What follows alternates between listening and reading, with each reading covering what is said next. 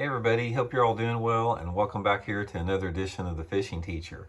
Today we're going to be talking about fishing line. We're going to go over the three primary types of fishing line. I'm going to talk about when you want to use each line and a little bit about the characteristic of each line. So the first one you're going to talk about is one of the most common forms and one of the most oldest is just monofilament fishing line. Now, monofilament fishing line is the lowest cost fishing line that you can buy. It's available in almost any retailer across the United States.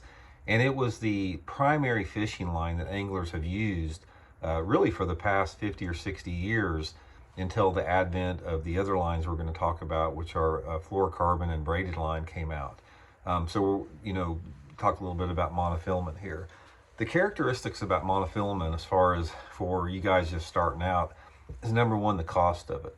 Monofilament is the lowest cost fishing line out there, and it's very serviceable. In other words, if you don't want to spend a lot of money getting started out, monofilament is a good choice. I mean, because you can buy it for a fraction of the cost of fluorocarbon lines and braided lines.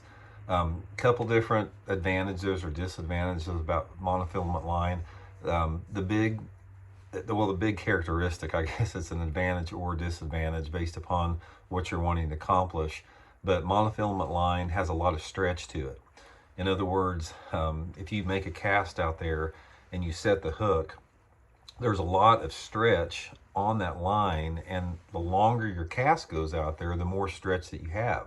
So a lot of times that's not a good thing, because if you make a really long cast and try to set the hook with monofilament line, a lot of times it's hard to get the hook in the fish correctly because there's so much stretch.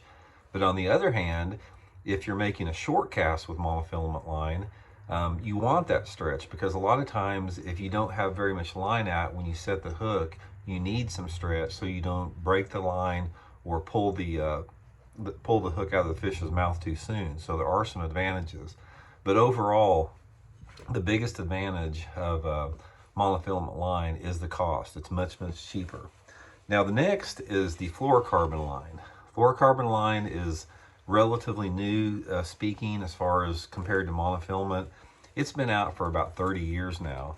And the difference between fluorocarbon line and monofilament is a couple different things. Number one, it's smaller diameter. So for example, the size, say if you're using 20-pound test monofilament line, the diameter of 20-pound test fluorocarbon line is probably almost half as small. In other words, you can use higher pound test line with fluorocarbon line and get away with it as far as having a smaller diameter. Now that's a big plus a lot of times if you're concerned about the fish seeing the line, and sometimes if you're using too large of line, it will affect the action of the lures that you have. So there's a couple different things there.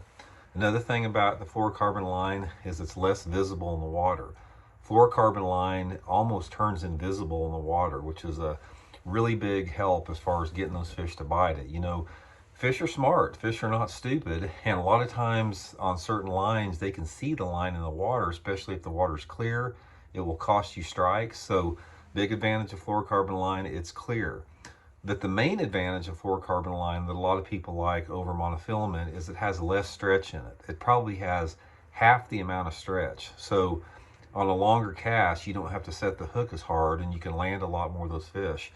Fluorocarbon line is the choice of most serious anglers out there, especially bass anglers. They tend to go to fluorocarbon line simply because of those properties that I mentioned there.